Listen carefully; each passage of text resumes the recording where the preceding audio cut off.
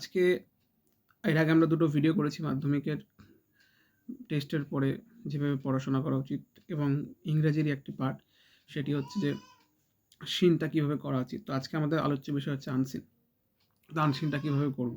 তো আনসিন বিভিন্ন ঘটনা, সাম্প্রতিক ঘটনা বা উল্লেখযোগ্য ঘটনা বা খুব সুন্দর একটা টপিক নিয়ে মাধ্যমিকে আনসিনটা দেয়। তো আমরা কি করি, প্রথমেই অনেকের ক্ষেত্রে বা এটা আমার টোটালটা ব্যক্তিগত অভিমত, যে আগে আমরা প্রশ্নটা দেখে টেক্সটটা পড়ার চেষ্টা করি, যে খোঁজার চেষ্টা করি যে কোন লাইনটা কোথায় মিল খাচ্ছে, সেটা উত্তর হবে কিনা।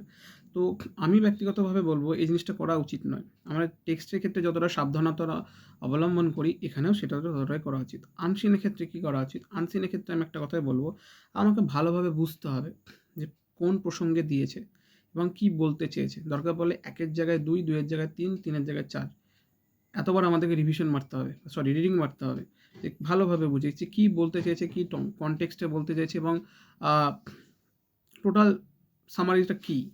তারপর আমাদেরকে প্রশ্নগুলো ফলো আপ করতে হবে যে কী বলেছে, কোনটা আমাকে চেয়েছে। কারণ অনেক সময় গুগলি টাইপ প্রশ্ন থাকে যে আমরা ভাবি এটা হবে, কিন্তু অ্যাকচুয়ালি এটা হয় না। ঠিক আছে? তো এই ক্ষেত্রে আমরা আনসিনের ক্ষেত্রে দেখেছি যে প্রচুর নাম্বার কাট অফ হয়ে যায়, অর্থাৎ কমে যায়। তো সেই ক্ষেত্রে আমি একটা কথাই বলব যে আনসিনের ক্ষেত্রে সাধারণত ওই টিক মার্ক থাকে, তারপরে হচ্ছে ট্রু ফলসের সাপোর্টিং স্টেটমেন্ট থাকে, এইগুলো থাকে, প্রশ্ন উত্তর থাকে বা ফিল ইন দ্য ব্ল্যাঙ্কস থাকে, যে ইনফরমেশনগুলো খুঁজে নিয়ে।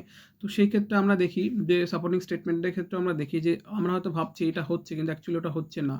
তো আমাদেরকে এর জন্য কী করি, পরবর্তীকালে যখন আমরা বাড়িতে এসে ভালোভাবে মন দিয়ে পড়ি, তখন আমরা বুঝতে পারি যে না, আমরা একটা ভুল করে ফেলেছি। যাই হোক, তো সেই ক্ষেত্রে আমি বলব প্রথমে আনসিনের ক্ষেত্রে ভালোভাবে মন দিয়ে টেক্সটটা পড়ো। কী বলতে চেয়েছে, কোন কনটেক্সটে বলেছে, কীভাবে বলেছে।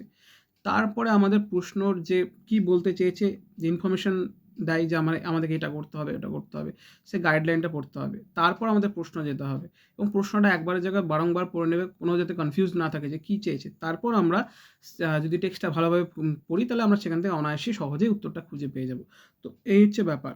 প্রশ্নোত্তর ক্ষেত্রেও দেখি আমরা অনেক ক্ষেত্রে হয়তো ভাবছি যে এটা এতটা বড় হবে প্রশ্নের উত্তরটা, কিন্তু হয় না, ছোট হয়। তো সেই ক্ষেত্রে আমাদেরকে বুঝতে হবে যে কোন পরিপ্রেক্ষিতে কী কতটুকু চেয়েছে, এই জিনিসটা আমাদেরকে মাথায় রাখতে হবে।